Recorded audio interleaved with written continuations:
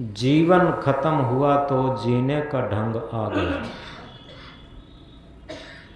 जब बुझ गई समा तो महफिल में रंग आया। यथार्थ में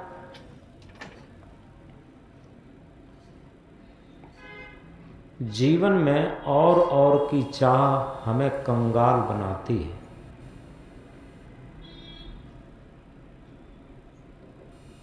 गरीब वो नहीं है जिसके पास धन दौलत मकान महल कम है। गरीब वो है जिसकी तृष्णा बहुत बलवती है, जिसकी तृष्णा आकांक्षाएं बहुत बड़ी बड़ी हैं।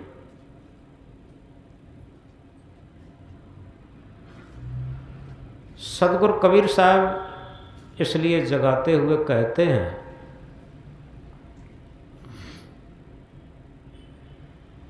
तृष्णा है कि डांकनी की जीवन को काल, और निस्दिन चाहे जीवन करे बेहाल। हमारे मन की तृष्णा, हमारे मन की हविस हमारे जीवन को बेहाल कर देती।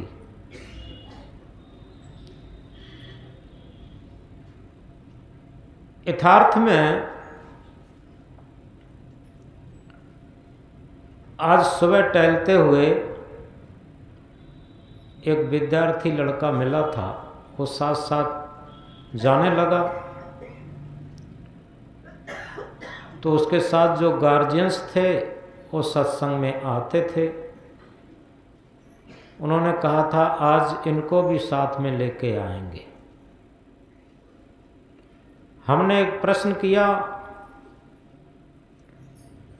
और उसी के साथ उत्तर भी था। हमने कहा कि एक जगह एक विद्यार्थी ने प्रश्न किया, खेती करते हैं अन्न और धन मिलता है, व्यापार करते हैं धन मिलता है, सर्विस मिलती है धन मिलता है, सर्विस करते हैं तो धन मिलता है, लेकिन सत्संग से हमें क्या मिलता? हमने उस विद्यार्थी से प्रश्न भी किया और ये भी कहा, एक विद्यार्थी ने प्रश्न किया था तो हालांकि उसने कोई उत्तर नहीं दे पाया। तो हमने कहा देखो, संसार में अनेक कलाएं हैं और मानव विविध कलाओं में पारंगत होता। जैसे ये मकान महल बनाने की भी एक कला है। बड़े बड़े सुंदर मकान महल बनाते हैं और उनको बनाने वाला एक मिस्त्री होता है। उसके अंदर बनाने की बहुत सुंदर कला होती। इसी तरीके से विज्ञान भी एक कला है। ऐसे ही गायन, जो भजन गा लेते हैं, गायन विद्या भी एक कला है। जो प्रवचन कर लेते हैं वो भी एक कला है। इसी तरीके से जो खिलाड़ी खेल खेलते हैं वो खेलने की कला है। ऐसे ही सिनेमा जगत की एक कला। डॉक्टर के अंदर डॉक्टरी की कला है, वकील के अंदर वकालत की कला है। ऐसे ही संसार में हर व्यक्ति के अंदर कुछ न कुछ कला जरूर है। लेकिन क्या कभी विचार करके देखा, जीवन जीने की कला हमने सीखी कभी? अगर जीवन जीने की कला नहीं सीखी तो निश्चित है सारी कलाएं सीखते हुए और जानते हुए बाद में केवल हमारे हाथ में पश्चाताप रहेगा। ये जीवन जीने की कला जिसे आज आती है वो वास्तव में जीवन को जीने का सही तरीका सीख करके और जीवन का वास्तविक लक्ष्य, हमारा जीवन हमें क्यों मिला, लोग नहीं जानते। और लोग पूछते भी नहीं, किसी से ये प्रश्न नहीं करते। आज एक विद्यालय में गार्जियंस अपने विद्यार्थियों को, अपने बच्चों को जब विद्या अध्ययन के लिए भेजते हैं तो उन्हें पंच करते हैं कि बेटा तुम्हें अच्छा डॉक्टर बनना है, अच्छा इंजीनियर बनना है। इस तरीके से अगर कई विद्यार्थी मिल जाएं और विद्यार्थियों से पूछो कि बच्चों तुम पढ़ लिख करके क्या बनोगे, कोई कहता हम डॉक्टर बनेंगे, कोई कहता हम इंजीनियर बनेंगे, कोई कहता हम आईपीएस बनेंगे, कोई कहता हम आईएएस बनेंगे। इस तरीके से विद्यार्थी भी सब इसी दौड़ में हैं कि हम एक से एक बढ़कर के पद को ग्रहण करें, धन दौलत मकान को ग्रहण करें। और अगर सही तरीके से देखा जाए, ये सारी चीज़ें जिन्हें प्राप्त हैं उनके जीवन को देखो, जिन्हें सारी योग्यताएं, पद भी बहुत बड़ा है, प्रतिष्ठा भी बहुत बड़ी है, धन मकान घोड़ा गाड़ी भी, वाहन, ये भी सब बहुत बड़े हैं और ये सब प्राप्त हैं, उनके जीवन को थोड़ा देखो और गहराई से समझो, दूर से नहीं। फिर पता चलेगा कि इनकी सारी कला केवल जीवन जीने की कला न जाने बिना सब व्यर्थ है। एक छोटी सी बात से समझेंगे। 3-4 यात्री जा रहे थे और वो सब पढ़े लिखे थे, एजुकेटेड थे, डिप्लोमा होल्डर थे अपने अपने सब्जेक्ट में। आगे एक नदिया मिलती है तो उसमें और सवारी थी और पढ़े लिखे 3-4 लोग, वो भी उसी पर सवार होकर के नदी को पार करने लगे। एक वैज्ञानिक ने, उन्हीं में से पढ़े लिखे एक वैज्ञानिक ने पूछा उस मल्लाह को कि भैया मल्लाह एक बात बताओ, तुमने विज्ञान को पढ़ा है, क्या तुम जिस पानी में रात दिन नाव चलाते हो उस पानी का सूत्र जानते हो? ये कहा तो मल्लाह ने कहा भैया हम पढ़े लिखे नहीं हैं और विज्ञान हम नहीं जानते और पानी का हम सूत्र भी नहीं जानते।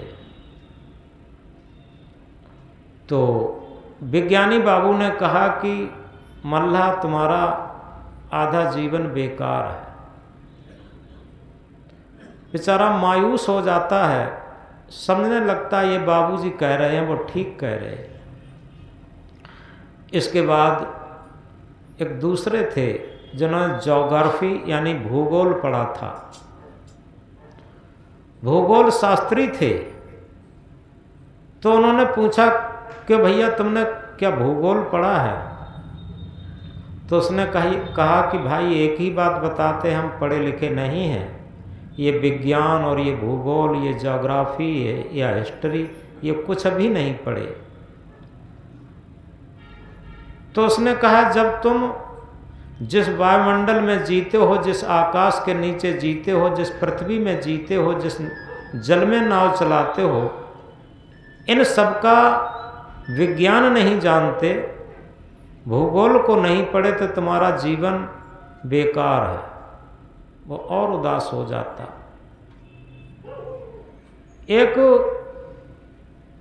उसमें थे जो सामुद्रिक शास्त्र जानते थे। सामुद्रिक शास्त्र क्या होता है? रेखाओं के द्वारा आगे की बातों का अटकल लगाना, बताना। तो उन्होंने पूछा कि भैया तुमने क्या सामुद्रिक शास्त्र पढ़ा है, हस्त विज्ञान पढ़ा है, रेखा विज्ञान पढ़ा है? तो उसने कहा भैया हमने रेखा विज्ञान नहीं पढ़ा। उन्होंने कहा ये नहीं पढ़ा तब तो कुछ नहीं पढ़ा, सब बेकार, क्योंकि ये भविष्य की बात बता देता। तो ऐसे ही नाव चल रही थी, बातचीत हो रही थी, नाव आगे बढ़ रही थी। आगे क्या होता है, नदी में बीच नदी में जैसे ही नाव पहुंची उसमें बहुत तेज भंवर पड़ी थी। लोग जानते हैं भंवर किसे कहते हैं। पानी घूम घूम करके वहाँ बैठता है, नीचे को जाता, कूड़ा करकट कोई बड़ी से बड़ी चीज़ उसमें पड़ जाए तो उसमें बैठ जाएगी अंदर। तो मल्ला ने कहा कि भैया बाबू लोगों एक बात बताओ, आप लोग बड़े बड़े विज्ञान पढ़े हैं, बड़े बड़े ज्योग्राफी भूगोल पढ़े हैं, शास्त्र विज्ञान पढ़े हैं और भविष्य की बात जानते हैं, क्या आप लोग तैरना जानते हैं? उन्होंने पूछा क्या मतलब, क्या कहना चाहते हो? बाबू लोगों ने कहा कि हम ये कहना चाहते हैं कि आगे नदी में भंवर पड़ी है, वैसे हम भंवर से नाव को काफ़ी बचाने का प्रयास कर रहे, लेकिन अब संभव नहीं लगता है कि नाव डूबने से बच जाए। अब तो वही बच सकता है जिसने तैरना सीखा, और जिसने तैरना नहीं सीखा वो चाहे कितना विज्ञान बाबू हो, भूगोल बाबू हो, हिस्ट्री बाबू हो, हस्त विज्ञान कला जानता हो, यानी कुछ भी जानता हो, बच नहीं सकता है। केवल एक ही विज्ञान जानता हो जिसने तैरना सीखा हो। अब सब घबराते हैं कि भैया किसी तरीके से नाव को बचाओ।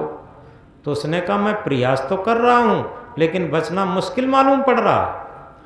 तब तक क्या होता है, धीरे धीरे नाव घूमना शुरू हो जाती।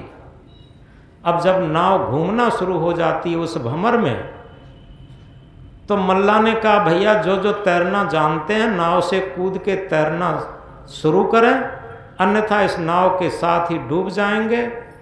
मल्ला एकदम छलांग लगा करके और वो तैरते हुए और नदिया के पार किनारे पर पहुंचता हो, और क्या कहता है, मैं तो हुआ तैर कर बाबू नदिया के उस पार, और जाने बिना तैरना बाबू जीवन है बेकार। यानी मैं तो तैर करके बाबू नदिया के उस पार पहुंच गया, और जाने बिना तैरना बाबू जीवन है बेकार। चाहे आप किसी पद पर रहे हों, प्रतिष्ठा पर रहे हों, धन मकान महल खजाना कुछ भी रहा हो, कुछ भी अर्थ नहीं रखता। एक ही सूत्र है कि हम क्या तैरना जानते हैं उस नदी को पार करने के लिए। ऐसे ही संत सम्राट सदगुरु कबीर साहब क्या कहते हैं कि मन शायर मनसा लहर बूढ़े बहुत अचेत, कहें कबीर ते बाँच हैं जाके हृदय विवेक। कबीर साहब बहुत बड़े आध्यात्म विज्ञानी थे। वो क्या कहते हैं, ये मन ही भवसागर है। आज चंद्रमा पर लोग पहुंच रहे हैं। देखो जो चंद्रयान 3 है वो चंद्रमा पर भारत का पहुंच गया है, और सूर्य के भी चक्कर लगा रहा है। एक दूसरा यान छोड़ा है वो सूर्य के चक्कर लगा रहा है। तो ऐसे ही कहाँ चंद्रमा तक पहुंच सकते हैं। ये समुद्र कौन बड़ी बात है। आज एक रॉकेट के द्वारा 7 समुद्रों को पार किया जा सकता था। भवसागर कितना बड़ा होगा, लेकिन इतना बड़ा भवसागर जिसमें विज्ञान काम नहीं करता, भूगोल काम नहीं करता, ये रटा हुआ ज्ञान काम नहीं करता। कबीर साहब क्या कहते हैं, ये मन ही भवसागर है और इच्छाएं इसकी उत्ताल तरंगे हैं, वासनाएं इसकी उत्ताल तरंगे हैं। बूढ़े बहुत अचेत, इसमें अचेत लोग सब डूब गए। अचेत किसे कहते हैं, जो चेत नहीं होता। चेत और अचेत में उतना अंतर होता है अहंकारी और निरहंकारी में। जिसे अहंकार है वो अचेत है, और जो निरहंकारी है वो चेत है। बस इसकी परिभाषा ये नहीं है कि उसने बीजक कितना याद कर लिया, रामायण कितनी याद कर ली, गीता कितनी याद कर ली, वेद कितने याद कर लिए, वो भजन गा लेता कि नहीं गा लेता, प्रवचन कर लेता कि नहीं कर लेता, ये कोई अर्थ नहीं रखता। क्या है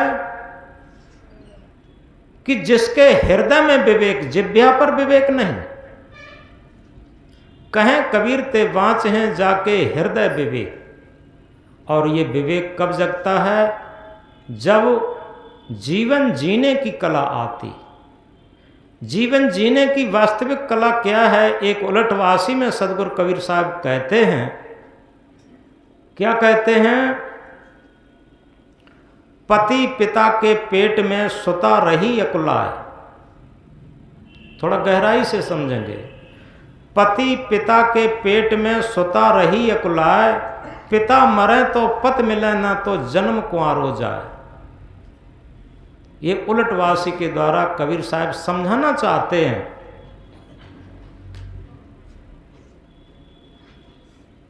पति पिता के पेट में, पिता क्या है? अहंकार। और अहंकार के पेट में पति है। पति कहते हैं प्रीतम। दुनिया में सबसे प्रियतम चीज क्या है जिसे आप जीवन में नहीं छोड़ सकते? लोगों ने कहा कि सबसे अधिक प्रेम अपनी संतान से होता, और उसमें भी बंदरिया अपने बच्चे से सबसे ज़्यादा प्रेम करती। वैसे पति पत्नी में तलाक होता है, रोज़ मुकदमे लिखे जाते। पति पत्नी अलग रहते हैं। पति एक लड़के के पास रहता, पत्नी दूसरे लड़के के पास रहती, और सब में अलगाव होते देखा। लेकिन एक चीज में कभी अलगाव नहीं होता पूरे जीवन, उसे प्रीतम कहते हैं। वो क्या है? वो है, पहले हम वो बंदरिया का उदाहरण बताएं जो कहते हैं बंदरिया अपने बच्चे से बहुत प्रेम करती। उसी से समझ में आएगा। एक बंदरिया का बच्चा खत्म हो गया था और वो अपने पेट से चिपकाई थी।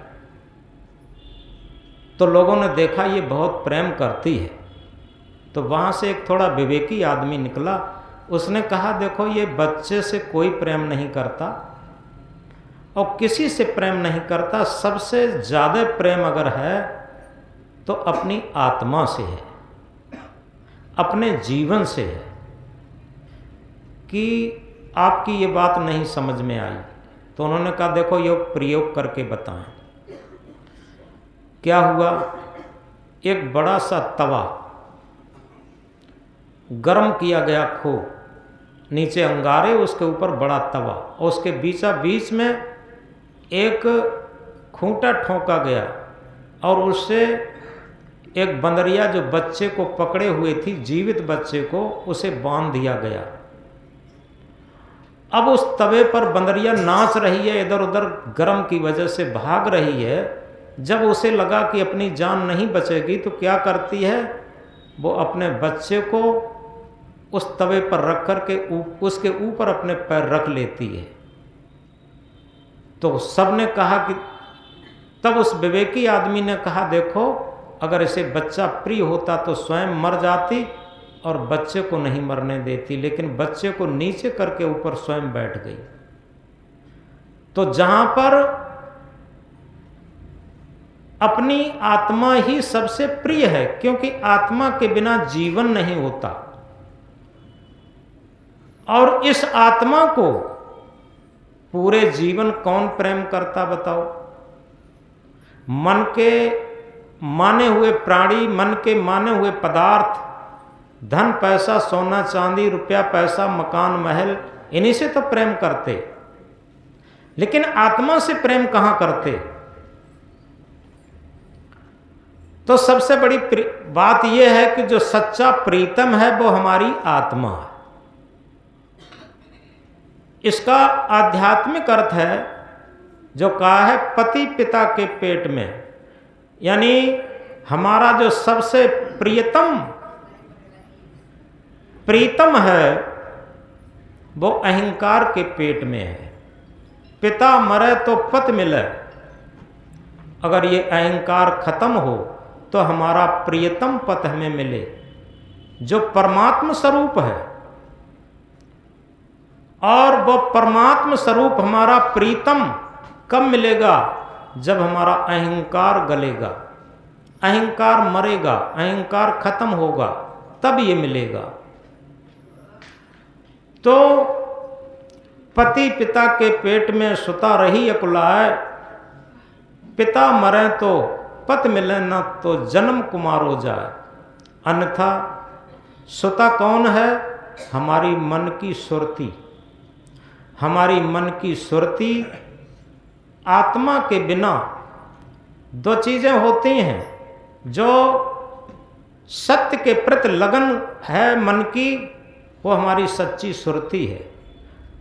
सत्संग के प्रति लगन, सद्कर्मों के प्रति लगन, सेवा के प्रति लगन और परमार्थ की तरफ लगन, जो लगन है वो मन की सुरती है और वही अकुलाती रहती है। इस वैभव से, इस दुनियादारी के प्रपंचों से वो तृप्त नहीं होती जब तक उसे सच्चा प्रीतम नहीं मिलेगा। तो ऐसी सच्ची सुरती आत्मा रूपी प्रियतम के बिना अकुलाती रहती है, लेकिन वो सच्चा प्रीतम तब मिलेगा जब अहंकार रूपी पिता का मरण होगा, खत्म होगा तब। तो इस प्रकार हम एक बात कह रहे थे, शुरू में मैंने कहा था जीवन खत्म हुआ तो जीने का ढंग आया। यथार्थ में अगर सही पूछा जाए तो आदमी की जब मृत्यु की अवस्था आती है तब उसका अगर माइंड का संतुलन सही है तो उसका रुझान, उसका झुकाव सत्य की तरफ होता, अपनी आत्मा की तरफ होता। उसे निरंतर लगता है हमारे अंदर से ये सत्य आत्मा निकल जाएगी, हमारी डेथ हो जाएगी, मृत्यु हो जाएगी। तब उसे क्या चिंतन होता? दुनिया का कुछ भी चिंतन नहीं होता, केवल ये होता है कि अब ये चेतन आत्मा, सत्य आत्मा निकल जाएगी, तभी हमारी डेथ हो जाएगी, मृत्यु हो जाएगी। ये निरंतर चिंतन रहता जन्म से लेकर, और कभी पूरे जीवन उस आत्मा का चिंतन नहीं हुआ। किसका चिंतन हुआ? बचपन में खिलौनों का चिंतन हुआ, थोड़ा बड़े हुए किशोरावस्था में मित्रों का चिंतन हुआ, आगे पति पत्नी का चिंतन हुआ, आगे धन दौलत का चिंतन हुआ। ऐसे करके सारे चिंतन लगे रहे, लेकिन आत्म चिंतन कहाँ हुआ? आत्मा का चिंतन मृत्यु के समय होता। और तभी कहा है, एक मस्तराम फकीर हुए हैं, वो एक मुर्दे के पास गए शिक्षा लेने के लिए, लेकिन मुर्दा क्या शिक्षा लेगा? अंदर से ही उनके शिक्षा निकलती है। मस्तराम मुर्दे से पूछे, मुर्दा कुछ बतलाओगे? मस्तराम मुर्दे से पूछे, मुर्दा कुछ बतलाओगे? मुर्दा बोला, हाँ, जीते जी मर जाओ तो सच्चा सुख पाओगे। यानी जीते जी मर जाओगे तो सच्चा सुख पाओगे। यथार्थ में जीते जी मरना क्या है? बुद्ध भी मरे थे। आपको पता होगा, जब नाम सिद्धार्थ था, ये 27 वर्ष की भरी जवानी थी, सुंदर पत्नी यशोधरा थी, सुंदर शिशु था, राजकाज था, सब कुछ था। लेकिन जब उन्होंने एक डेड बॉडी, मृतक शरीर को देखा था, ले जाते हुए कंधों पर, उस शरीर को देख करके सिद्धार्थ ने पूछा, सारथी ये लोग क्या लिए जा रहे? तो सारथी ने कहा कि सरकार, ये लोग एक मृतक व्यक्ति को लिए जा रहे, इसके अंदर जो सत्य सत्ता है वो निकल गई है, ये केवल मुर्दा रह गया है, ये मर चुका है। अब इसे जाकर के जला देंगे या जल प्रवाह कर देंगे या जमीन में गाड़ देंगे, ये मर चुका है। जैसे ही सिद्धार्थ ने ये बात सुनी, ये मर चुका है, इसके अंदर जो सत्य सत्ता थी वो निकल गई है, तो सिद्धार्थ के मुख से क्या निकला? सारथी समझ लो आज ही मैं मर गया। वो शरीर से तो जीवित रहे, लेकिन वो मन से मर गए उसी क्षण। अगर मर न जाते तो 27 वर्ष की भरी जवानी में सुंदर यशोधरा को कैसे छोड़ सकते थे? सुंदर शिशु पुत्र को कैसे छोड़ सकते थे? इतना बड़ा राजकाज कैसे छोड़ सकते थे? वो तभी छोड़ सकते थे तभी छोड़ पाए जब उनके अंदर ये मन मर गया। कौन सा मन? सांसारिक मन। मन की हमेशा दो स्थितियां रहती हैं, एक असत संसार की तरफ रहता है, एक सत आत्मा की तरफ रहता है।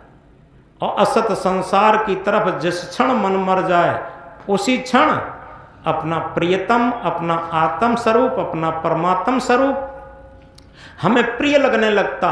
और जब तक ये दूसरे वाला मन जो सांसारिक बातों को प्रिय मानता है तब तक आत्म परमात्मा प्रिय नहीं लगता। एक कथा और आती है, एक रज्जब साहब हुए हैं बहुत पहले, और जैसलमेर में उनकी बारात चढ़ रही थी। दूल्हा बने थे, सिर पर मोर बंधा हुआ था, और वहीं उनके गुरुजी, उनके परिवार के और गांव वालों के गुरुजी भी निवास करते थे। तो परिवार वालों ने कहा होगा कि गुरुजी का आश्रम पड़ेगा, वहाँ गुरुजी से भी आशीर्वाद ले लेना। तो रज्जब साहब घोड़ा पर सवार थे, आगे गए। घोड़े से उतरकर जब गुरु का दरबार पड़ा, घोड़ा किसी को पकड़ा करके गए, गुरुजी के चरण स्पर्श किए। गुरुजी ने देखा ये तो रज्जब है। अब पता नहीं क्या कारण रहा हो, गुरुजी के अंदर से बात निकली, रज्जब तू गज्जब किया, रज्जब तू गज्जब किया, सिर पर धारा मोर, आया था हर भजन को किया नरक का ठौर। ये बात कही। अब ये कोई मामूली बात नहीं है, ये बहुत बड़ी बात है। क्या हुआ? रज्जब उसी क्षण मर गए। क्या मर गए? उनका मन सांसारिकता से मर गया। और रज्जब ने क्या किया? रज्जब बैठ गए घुटनों के बल। घर वाले कहते हैं बेटा जल्दी चलो, शादी की जो शुभ मुहूर्त है वो निकल जाएगी। रज्जब बिल्कुल नहीं जा रहे हैं।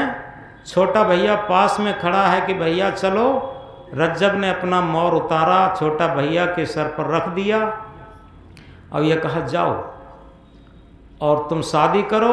अब ये रज्जब जीवन में कभी भी असत संसार की तरफ नहीं जाएगा। ये तो सत से जुड़ चुका है, ये तो सदगुरु से जुड़ चुका है। क्या ये सांसारिकता से मर नहीं गए थे? सहजो बाई के गुरु चरणदास जी थे।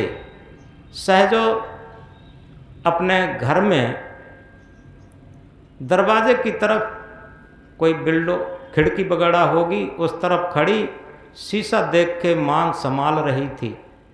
अचानक गुरु का निकलना हुआ। अब ये संयोग रहता है। गुरु ने कहा क्षणिक सुख के कारण सहजो काहे समारे मान। अब इतनी बात सुनते ही सहजो सांसारिकता से मर गई, उसका मन सांसारिकता से मर गया और आजीवन एक भक्त, एक साधक, एक साधु बनकर जीवन जीने का संकल्प ले लिया। और वही रज्जो उसने फिर कई पुस्तकों की रचना भी की और उसका साधना में जीवन पूरा तपस्या में जीवन गया। उसी सहजों ने क्या लिखा कि गुर न तजूं हर को तज डारूं।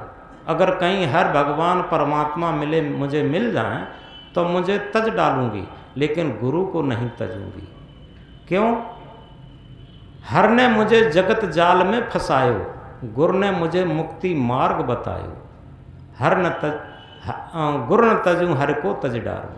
उसका ये पद है पूरा, बहुत लंबा, इसी पर। तो यथार्थ में इस बात को गहराई से समझें कि हमारे मन की प्रियता किस तरफ है। अगर वास्तव में हमारी मन की प्रियता अपने सत्य आत्म की तरफ है तो सारी झंझट खत्म। ये नहीं है कि सब बैरागी हो जाएंगे, लेकिन एक बात बताएं, आत्मा के तल पर जीवन जीने वाले लोग वास्तव में सच्चे धार्मिक होते हैं, सच्चे परमार्थी होते हैं, सच्चे भक्त होते हैं और सच कहा जाए तो सच्चे इंसान होते हैं। मैथिली शरण गुप्त की भाषा में कहें, वही मनुष्य है जो कि मनुष्य के लिए मरे, वही मनुष्य है जो कि मनुष्य के लिए मरे, यह पशु प्रवृत्ति है जो कि आप ही चरे। एक छोटे से उदाहरण द्वारा आगे समझेंगे। एक संत शरीर को छोड़ने की अवस्था में थे। उन्होंने अपने शिष्यों को इकट्ठा किया और इकट्ठा करके ये कहा कि शिष्यों देखो मेरे मुख में दांत हैं। शिष्यों ने कहा गुरुजी दांत तो नहीं है आपके मुख में। कि देखो मेरे मुख में जिह्वा है। कि हाँ जिह्वा तो है आपके मुख में। गुरुजी ने कहा देखो बेटा अब हमारा ये शरीर छूटेगा और उसके छूटने से पहले हम तुम्हें एक मुख्य शिक्षा दे रहे हैं कि जिस तरीके से जब हमारा जन्म हुआ था तब ये दांत नहीं थे और ये दांत जब निकले तब इन्होंने बहुत पीड़ा दी निकलते समय। आज मेरी मृत्यु हो रही है, आज भी दांत नहीं है और ये जब उखड़े हैं तब भी इन्होंने बहुत पीड़ा दी। ये बहुत अहंकारी थे, बहुत कठोर थे, बहुत अहंकारी थे दांत। ये बाद में आए और पहले चले गए। ये निकलते टाइम भी बहुत दुख दिए और जाते टाइम भी बहुत दुख दिए। आज ये दांत नहीं है। और देखो जिह्वा जब जन्म हुआ था तब जिह्वा थी, आज मृत्यु हो रही है, आज भी जिह्वा है। ये बहुत मुलायम है और निरंकारी है। गुरुजी ने कहा निरंकारी इसलिए है, कभी कभी हमने एक प्रयोग किया था कि इन्हीं दांतों से अगर जिह्वा कभी कट जाती थी कुछ खाने के समय और इसके बाद खाते हुए कोई ऐसा पदार्थ खाया जिससे उसके रेशे, कोई फली वगैरह खाई जिससे उसके रेशे दांत में अटक गए, तो जिह्वा ये दुश्मनी नहीं मानती थी कि ये दांत ने मुझे काट खाया है, अब इसका रेशा मैं क्यों निकालूं। और जिह्वा उस दुश्मनी को भूल करके तुरंत दांत के अंदर फंसा हुआ रेशा जब तक नहीं निकाल लेती है तब तक वो चैन से नहीं बैठती। ये क्या है? ये निरहंकारीपन, ये सच्चा भक्तित्व है, सच्चा साधकत्व है, ये सच्चे प्रीतम की तरफ जाने का मार्ग है। तो इसलिए सबसे बड़ी बात कि हमारे उन संत ने कहा बेटा हम तुम्हें अपनी ये जीवन के अनुभव की अंतिम शिक्षा दे रहा हूँ, अब मेरा शरीर छूट जाएगा कि तुम इस जिह्वा के समान निरंकारी बन के रहना, कोमल बन के रहना, मुलायम बन के रहना। तुम ये दांतों के समान कठोर बन के मत रहना, अहंकारी बन के मत रहना। तो इस तरीके से उन संत ने जो अंतिम समय में अपनी शिक्षा दी, उस शिष्यों ने सिर झुका कर के और ये कहा कि गुरुदेव ये आपकी अंतिम शिक्षा हमारा बहुत योगदान जीवन में, जीवन जीने की कला सिखाएगी और वास्तव में हमारा जीवन धन्य होगा। तो इसलिए हम इस बात को गहराई से समझें कि हमारे जीवन में जितना अहंकार रहता है, अहंकार किसका है? पद का, प्रतिष्ठा का, धन का, दौलत का, मान का, सम्मान का, ये सब बहुत क्षणिक है। आप देखें बहुत क्षणिक है। बड़े बड़े राजे महाराजे पहले थे, आज उनके किला खंडहर पड़े हैं, उनमें कबूतर वास करते, कौवा वास करते, उनमें दीपक जलाने वाले भी नहीं हैं, बड़े बड़े खंडहर पड़े हैं पुराने। ऐसे ही कहीं कहीं देखे होंगे ऐसे खेरे हैं, बहुत ऊंचे ऊंचे खेरे, जहां तमाम मकानों के अवशेष मिलते हैं, पुराने बर्तनों के अवशेष मिलते हैं, लेकिन वहाँ कौन रहता था ये इतिहास नहीं मिलता। कौन रहता था ये इतिहास नहीं मिलता। तो इसी तरीके से हमारा ये जीवन है, पता नहीं हमें तो लगता है कि हम बहुत बड़े आदमी हैं, बहुत ऊंचे आदमी हैं, बहुत महान आदमी हैं। ये सब अहंकार है। अगर अनंत प्रकृति के इस खेल में अपने को देखें तो वास्तव में एक जीरो, एक पानी की बूंद में जैसे हजारों परमाणु होते, लाखों परमाणु होते, ऐसे ही हमारा जीवन का अस्तित्व है, कुछ है ही नहीं। उसमें भी हम बहुत अहंकार करते रहते। इसलिए हम इसको बार बार समझें, क्योंकि सदगुरु कबीर देव ने इसीलिए कहा, अरब खरब लो द्रव्य हो, उदय अस्त लो राज, भक्त महात्म ना तुले, ये सब कौन है काज। अरब से खरब तक द्रव्य हो जाए, उदय से अस्त तक राज्य हो जाए, और भक्ति धन के मुकाबले कुछ भी नहीं हो सकता। एक छोटी सी बात समझ में आएगी क्या, कि हमारी आदत क्या पड़ जाती है, हम किस तरीके से अहंकार में लिपट करके अपने जीवन के प्रति सोचते रहते हैं। एक टेलर का सपना, एक टेलर था, उसे, और शहर का माना हुआ टेलर था, रात्रि में उसे सपना हुआ। सपने में वो क्या देखता है, जैसे कल्पना के अनुसार वो मर करके वहाँ स्वर्ग में पहुँचा। जब स्वर्ग में पहुँचा तो काफ़ी रंग बिरंगी झंडियाँ लगी थीं कपड़ों की। तो उस टेलर ने पूछा कि भैया एक बात बताओ, आज कौन सा यहाँ पर महोत्सव मनाया जाएगा, किसके लिए ये सजावट चल रही है, किसके लिए ये झंडियाँ लगाई गई।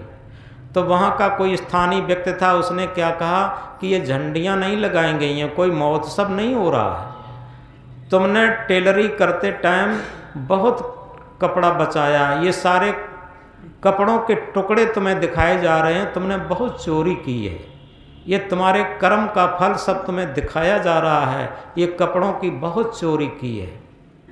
ये सब विचार कर रहे थे अपनी गलती पर, अपनी गलती पर विचार कर रहे थे। तब तक क्या होता है, कोई आवाज़ होती है, वो जग जाते हैं सपने से, और जैसे ही सपने से जगे वो चौंक गए, और चौंक करके बैठ गए, और बैठ करके एक संकल्प लेते हैं कि आज से हम कोई भी कपड़े की चोरी नहीं करेंगे। सुबह नहा धो करके बड़े पवित्र मन से वो अपनी दुकान पर पहुंचते हैं। दुकान पर 2-4 कारीगर भी काम करते थे। जैसे ही पहुंचे, मास्टर लोगों ने नमस्ते किया, उन्होंने नमस्ते लिया, और सबसे पहले उन्होंने कहा कि देखो भाई कारीगर, आज से एक बात आप करना। कि क्या मास्टर जी? कि जैसे ही मैं कोई कपड़ा काटना शुरू करें तो आप एक बात याद दिला देना। क्या? ये कह देना कि मास्टर जी झंडी। तो उन्होंने कहा ठीक है। टेलर ने सोचा जब मुझे याद आ जाएगी तो हम कपड़ा नहीं बचाएंगे। तो कारीगर ने कहा ठीक है, जब कोई कपड़ा काटना शुरू करेंगे तो हम कह दिया करेंगे। अब ये क्रम चलता रहा। जैसे ही वो कपड़ा काटना शुरू करते थे, मास्टर लोग वो कारीगर कह देते थे मास्टर जी झंडी। मास्टर हाथ उठा देते हैं, ठीक।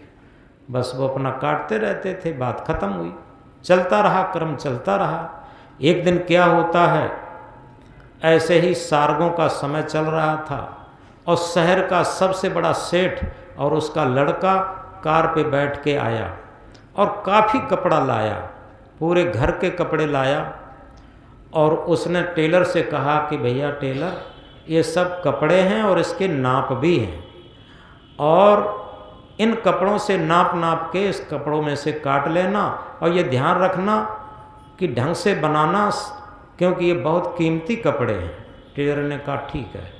सेठ तो चला गया। अब जैसे ही टेलर ने कपड़ा काटना शुरू किया, बहुत कीमती कपड़ा को देखते जाएं और मुँह में लार सी आ गई, देखते जाएं। मास्टर ने सोचा, वो कारीगर ने सोचा, मास्टर ने कपड़ा काटना शुरू किया। मास्टर ने कहा कि वो कारीगर ने कहा कि मास्टर जी झंडी। मास्टर जी बोले ही नहीं, ना हाथ उठाया ना बोले। दोबारा फिर कहा कारीगर ने मास्टर जी झंडी। मास्टर जी फिर नहीं बोले। एक बार तेज होकर के कारीगर ने कहा कि मास्टर जी झंडी। अब की बार मास्टर जी झुंझला करके बोले, क्या बार बार झंडी लगाए, जहाँ हजारों झंडी टंगी तहाँ एक दो झंडी और टंग जाएगी और क्या होगा। समझे इस बात को। ये हाल हमारा रहता। हम सोचते हैं कि तमाम हमने जो कुछ भी जीवन में कुछ संस्कार बटोरे हैं, गलत किया है, मन की गुलामी की है, अरे दो चार झंडियाँ टेलर की तरीके से और टंग जाएंगी और क्या होगा। क्यों अपनी आदतों में सुधार लाएं, क्यों मन को मारें, ऐसा सोचते रहते। लेकिन ऐसा कभी भी विचार नहीं करना चाहिए। हम जिस क्षण से जाग जाएं, वो संसार में सवेरा तब होता है जब सूर्य निकलता, लेकिन आध्यात्म में, अपने अंतःकरण में, अपने हृदय में सवेरा तब होता है जब हमारे अंदर विवेक जाग जाए, जब हम अंदर से जाग जाएं। जब संसार में सवेरा तब होता है जब सूर्य निकलता है, और आध्यात्मिक सवेरा तब होता है जब हम जागते हैं, तब सूर्य निकलता, तब तक नहीं निकलता। हमारा जागना यही है कि हमारे हृदय में विवेक का प्रकाश हो जाए, हमारी मन इंद्रियां विवेक के प्रकाश में प्रकाशित होकर के कार्य करने लगें। ये सच्चे जीवन जीने की कला होती, ये भजन भक्ति की कला होती। फिर वास्तव में हमारा जीवन कैसा होता। जिस घर में एक दूजे की बात जाए मानी, उस घर न आए कोई परेशानी। जिस घर में एक दूजे की आत्मीयता से बात को मान के चलते हैं, उस घर में कोई परेशानी नहीं होती, क्योंकि दोनों तरफ से आत्मीयता का तल है यथार्थ में। तो हमने देखा है, जहाँ जाते हैं तो एक समस्या मिलती है, क्या कि बड़े बूढ़ों का तिरस्कार। घर में जितने भी बड़े बूढ़े हैं उनका तिरस्कार मिलता है। ये क्या है। और आज भक्ति का अगर मार्ग देखा जाए तो बड़ी बड़ी कथाएं, बड़े बड़े सत्संग, बड़ी बड़ी पूजाएं, बड़े बड़े यज्ञ हवन, ये सब हो रहे हैं। लगता तो ये है कि पूरा भारतवर्ष, संसार की तो नहीं मालूम है, लेकिन इतना मालूम है पूरा भारतवर्ष इस समय धर्ममय हो गया, भक्तिमय हो गया। लेकिन जब ये बड़ी बड़ी कथाएं, बड़े बड़ी सत्संग, बड़ी बड़ी पूजाएं, बड़े बड़े ये तीर्थ, बड़े बड़े हवन यज्ञ ये नहीं होते थे, तब लोग लगता है धार्मिक ज़्यादा थे, ज़्यादा धार्मिक थे। सभी घरों में बड़े प्रेम से रह लेते थे, कंबाइंड परिवार में रह लेते थे, साझे में रह लेते थे। अब केवल पति पत्नी है, एक दो बच्चा है, उन्हीं में नहीं बनती। सामूहिक परिवार तो बहुत बड़ी बात है। ये क्या हुआ। ये मन का अहंकार और मन का स्वार्थ। जितनी जितनी जैसे अंग्रेजी में क्लेवरनेस कहते हैं, चालाकी। शिक्षा के दो भाग होते हैं। अगर भौतिक शिक्षा के साथ साथ आध्यात्मिक शिक्षा भी है तो चालाकी नहीं आ पाती, और केवल भौतिक शिक्षा है तो उसमें चालाकी आ जाती है। जहाँ चालाकी होगी वहाँ बेईमानी होगी, धूर्ताई होगी, ठगाई होगी, कलह होगी, ये सब होगी। और जहाँ पर चालाकी नहीं होगी वहाँ पर आत्मीयता का तल होगा, वहाँ प्रेम होगा, उदारता होगी, सहिष्णुता होगी, ईमानदारी होगी, ये सब होगी अपने आप। तो इसलिए हम कोई पूजा पाठ किस तरीके से करते हैं इसका बहुत महत्व नहीं है। महत्व इसका है कि हमारे जीवन में बनावट, मिलावट और दिखावट न हो, हम किसी क्षेत्र में। आज जितना भी देखा है ब्यूटी पार्लर, ये पहले नहीं थे, अब चले हैं। क्यों? चाहे लड़के हों चाहे लड़कियां हों, सब ब्यूटी पार्लर में जाते हैं। एक ऐसा भी ब्यूटी पार्लर है जिसमें चेहरा सुंदर नहीं बनाया जाता, जिसमें आंतरिक चेहरा सुंदर बनाया जाता, चरित्र का चेहरा सुंदर बनाया जाता। जब हमारा आंतरिक चेहरा सुंदर हो, बाहर के चेहरे से क्या होता, ये कहा है, देख कर मत रीझना ऊपर की सफाई पर, देख कर मत रीझना ऊपर की सफाई पर, वर्क सोने का लगा है गोबर की मिठाई पर। यथार्थ में भले ही हम बाहर से काले कलूटे हों, लेकिन अंदर से अगर निर्मल पवित्र हैं, सुंदर हैं, तो क्या होगा कि हमारा मन एक मंदिर होगा। जब मन सुंदर होगा, एक मंदिर होगा, तो जिसे प्रभु कहते हैं, जिसे सद्गुरु कहते हैं, वो हमारे अंदर होगा, उसका प्रकाश होगा हमारे अंदर। और इसीलिए हम दोहराया करते हैं, ये मन मंदिर सुंदर है, सद्गुरु इसके अंदर है। ये मन मंदिर सुंदर है, प्रभु इसके अंदर है। ये मन मंदिर सुंदर है, प्रभु इसके अंदर है।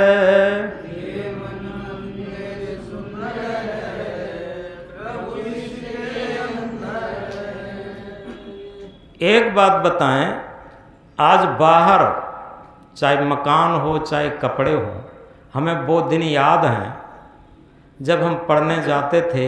हमारी माता जी, गेहूँ कम रहता था, चना ज़्यादा रहते थे, और चना मिला देती थी तो हम कहा करते थे, माता जी प्योर गेहूँ की रोटी क्यों नहीं करते, ये रोज़ रोज़ चना क्यों मिला देती हो। अब चना रहते थे, गेहूँ नहीं रहता था, लेकिन सब में प्रेम बहुत रहता था। दूसरी बात क्या थी, ये कपड़े धोने के लिए साबुन भी बहुत कम होता था। लोग जानते हैं, देहात के लोग, एक ऊसर में रेव फूलता था, उससे कपड़े धो लिए जाते थे। लेकिन क्या था, बाहर की सुंदरता कम थी, बाहर की सफाई कम थी, लेकिन अंदर की सफाई बहुत थी। और इसीलिए कहा है, रोशनी कोर्ट और किलों में है। अभी देखा दीपावली पर कितने मकान सब जगमग हो रहे थे। अभी अभी किसी ने तो झालरें नहीं उतारी हैं मकानों पर से। आखिर बाहर झालरें टंगी हैं और अंदर अंधकार है किसका, राग का, द्वेष का, छल का, कपट का, लड़ाई का, झगड़ा का, बेईमानी का, धमपटई का। अंदर मकानों में, महलों में, इनमें सब में अंधेरा छाया हुआ है, बाहर बहुत जगमग जगमग हो रहा है। क्या कहा, रोशनी कोर्ट और किलों में है, रोशनी फैक्ट्री और मिलों में है, रोशनी सब महफिलों में है, पर अंधेरा सारे दिलों में है। जितना बाहर से जगमग जगमग जगमग हो रहा है, आप पहले देखें, मिट्टी के तेल के दीपक जलते थे। हम लोग जब पढ़ते थे तो मिट्टी का तेल भी बहुत मुश्किल से मिल पाता था, शायद चवन्नी की एक बोतल आती थी। लोग पहले नीम का तेल भी जलाते थे, बहुत सुंदर प्रकाश देता था। अंडी के तेल के दिए जलाए जाते थे, उससे भी पढ़ लेते थे। सरसों के तेल के दीपक जलाए जाते थे, लेकिन इतना जगमग नहीं था। लेकिन क्या था, अंदर विवेक का प्रकाश था, प्रेम का प्रकाश था, आत्मीयता का प्रकाश था, ईमानदारी का प्रकाश था। ये सब अंदर प्रकाश थे। और आज बाहर से बहुत बड़े प्रकाश हो रहे हैं, लेकिन अंधेरा, सारा अंधेरा अंदर चला जा रहा है। आज पता नहीं है ये फोन के द्वारा लोग किससे बात कर रहे हैं, कहाँ मिलने जा रहे हैं, कौन मिलने आ रहा है, सब झूठ झाट सब चल रहा है, एकदम छल कपट एकदम। तो इस तरीके से इन चीज़ों को अगर समझा जाए तो हम समझ सकते हैं कि जितनी ही बनावट, मिलावट और दिखावट हमारे जीवन में होगी, उतना ही हम दुखी और संतप्त होंगे और दूसरे को भी दुखी और संतप्त करेंगे। इसलिए सबसे बड़ी बात क्या है, बाहर का मिलना क्या जो मिलकर के फिर छुट जाए, अंदर का मिलना, सच मिलना जो मिला हुआ फिर रह जाए। बाहर किससे नहीं मिले, रोज सबसे मिलते हैं और पूरे जीवन सबसे मिले, लेकिन जब तक हम अपनी आत्मा से नहीं मिलना शुरू करेंगे, और जिस दिन अपनी आत्मा से मिलना शुरू कर देंगे तब हमारे अंदर आत्मीयता का भाव प्रकट हो जाएगा, और फिर किसी से मिलेंगे तो आत्मीयता से मिलेंगे। हमारी बनावट, मिलावट, दिखावट खत्म हो जाएगी और हमारा जीवन क्या होगा? एक सहज जीवन होगा। सहज जीवन जिसमें बनावट, मिलावट, दिखावट नहीं रहती। जिसने पाई सहज जीवन की झलक, उसकी मिट गई सकल संसार पाने की ललक। जिसने सहज जीवन की झलक को जान लिया, पा लिया, वास्तव में उसकी सारी तृष्णाएं, ऐषणाएं, वासनाएं और सारा बनावट, दिखावापन हट करके एक ओरिजिनलिटी आ जाती है। तभी कहा है दिखावा छोड़ दो प्यारे तभी कुछ हाथ आएगा।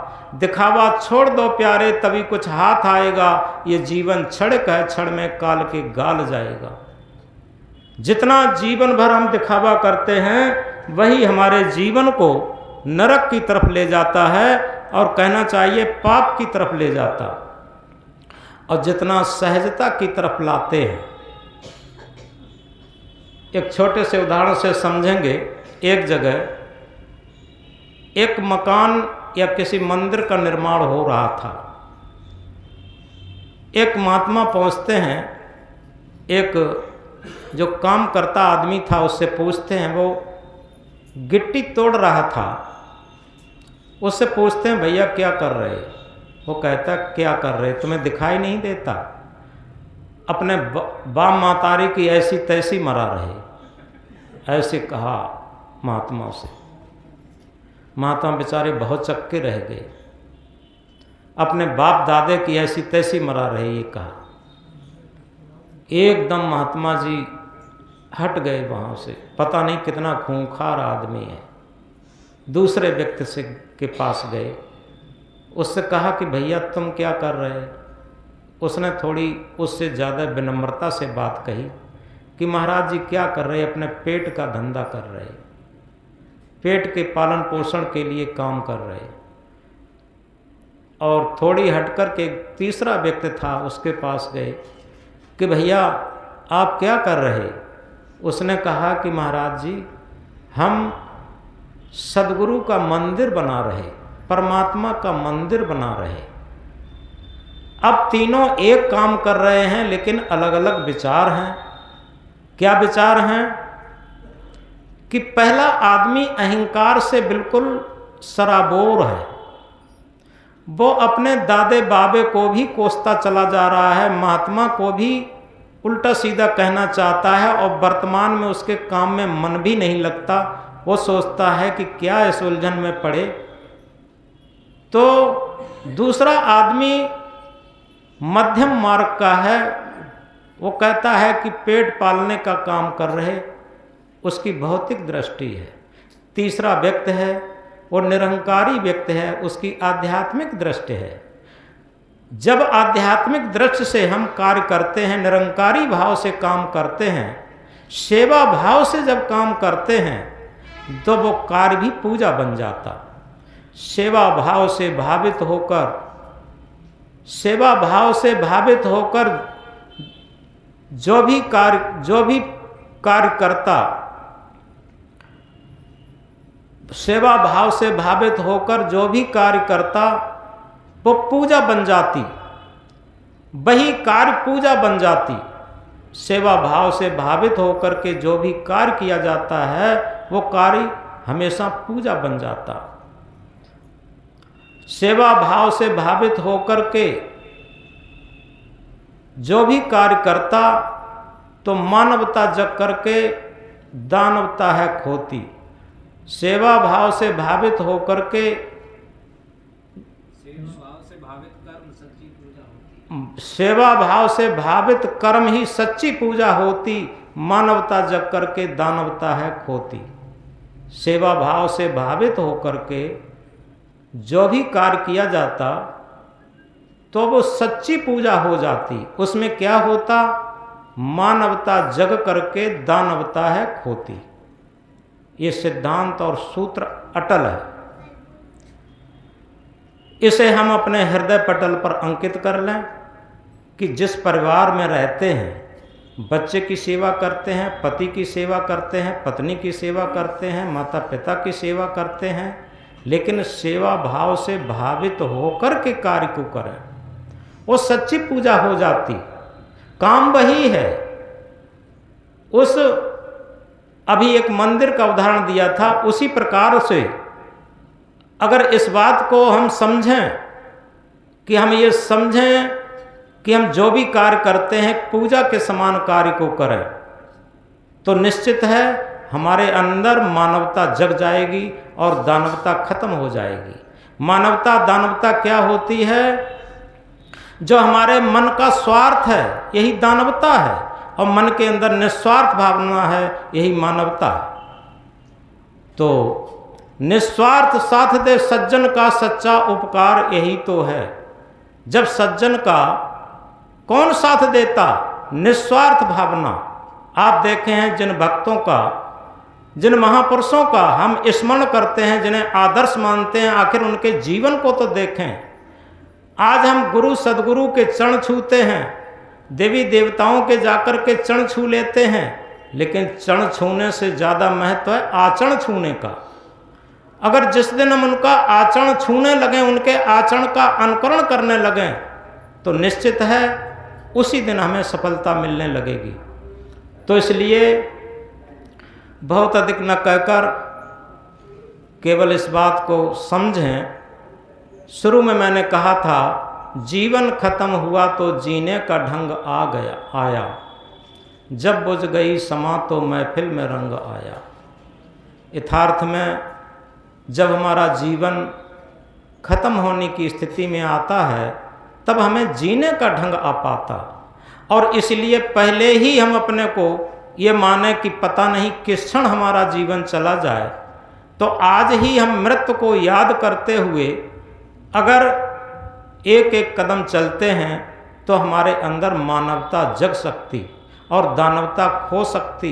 दानवता अहंकार का सूचक है और मानवता निरंकार का सूचक है, भक्ति का सूचक है, और कहना चाहिए निस्वार्थ भाव का सूचक है।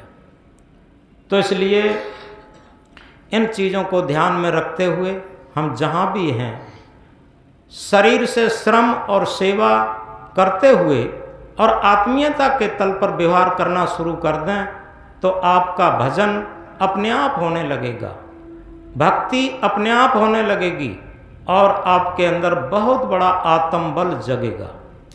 निश्चित है। और जितने भी कुसंस्कार हैं वो सब खत्म होंगे, क्योंकि दोनों चीज़ें हमारे अंदर रहती हैं। जन्म जन्मांतर के खराब संस्कार भी हैं और अच्छे संस्कार भी हैं। अच्छे संस्कारों का समुच्चय ही निर्मल मन होता, पवित्र मन होता, सुंदर मन होता, और कुसंस्कारों का समुच्चय ही हमारा अहंकारी मन होता। इसलिए हम इन लाइनों को अपने जीवन का एक आदर्श बना करके चलें। जीवन खत्म हुआ तो जीने का ढंग आया। कभी कभी मैंने देखा कि कोई मरने वाले व्यक्ति और उन्होंने किसी आदमी के साथ कोई छल धोखा किया था। अंतिम समय उन्हें पश्चाताप आया और उसे बुला करके और ये कहा, भैया अब हम जा रहे हैं, हमारी किसी तरीके से गलती क्षमा कर दो, हमने गलती की थी। ये कब आया? मरने के टाइम। और ये पहले अगर आ जाता, सबको पता होता। देखो जितने यहाँ लोग बैठे हैं, भले ही हम आपकी गलती न जानते हो, आप हमारी गलती न जानते हो, ये तो संभव है, लेकिन ऐसा कोई भी व्यक्ति नहीं होगा जो अपनी गलती न जानता। अपनी गलती को सब लोग जानते होंगे, और सच बात यही है कि हम दूसरे की गलती को अधिक न देख करके अपनी गलती को देखना शुरू कर दें। ये सकारात्मक विचार है। जिस दिन से हम अपनी गलती देखना शुरू कर देते हैं, उसी दिन से हमारे अंदर भक्ति का प्रादुर्भाव हो जाता, भक्ति का उदय हो जाता, हमारा भजन शुरू हो जाता, हमारी साधना शुरू हो जाती। तो इसीलिए दो लाइनें बाद में कह देते हैं, आदत बुरी सुधार लो बस हो गया भजन, मन को जरा मार लो बस हो गया भजन। बड़ी सरल भाषा में, आदत बुरी सुधार लो बस हो गया भजन, मन को जरा मार लो बस हो गया भजन। ये सच्चा भजन है। तो आज का सत्संग यहीं पर विराम लेता है। बोलो सद्गुरुदेव की।